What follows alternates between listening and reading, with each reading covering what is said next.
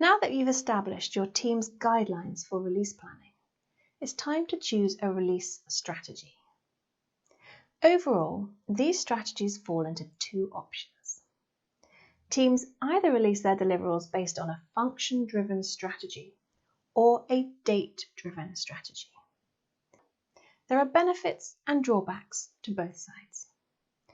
As we've already discussed, how your team goes about release planning is based on each individual case.